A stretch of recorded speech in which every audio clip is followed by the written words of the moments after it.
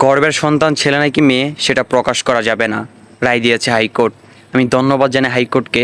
আমি ধন্যবাদ জানাবো তারেক রহমান সাহেবকে যদি এটা কার্যকর করে। কেননা আমার বোনদেরকে অনেক অবহেলা করা হয় তখনই যখন শ্বশুর শাশুড়ি এবং নিজের হাজব্যান্ড চায় যে সন্তান হবে ছেলে, তখন যদি দেখে যে মেয়ে হবে, একটা গর্ভবতী অবস্থায় একটা মেয়েকে অবহেলা শুরু করে দেয়, তাকে সাহায্য করতে চায় না। তো এরকম করতে করতে দিকে দিকে অনেক সংসার ভাঙা যায়। কিছু কিছু সময় গর্ভবতী অবস্থায় অনেক বোন সুইসাইড করে এই অবহেলার কারণে।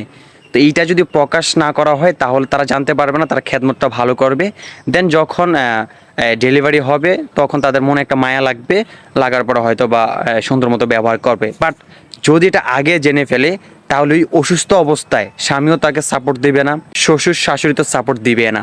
তো আমি আবার ধন্যবাদ জানাই হাইকোর্টকে, এবং আমি তখনই ধন্যবাদ জানাবো আবার তারেক রহমান সাহেবকে যদি এই রায়টা কার্যকর করে।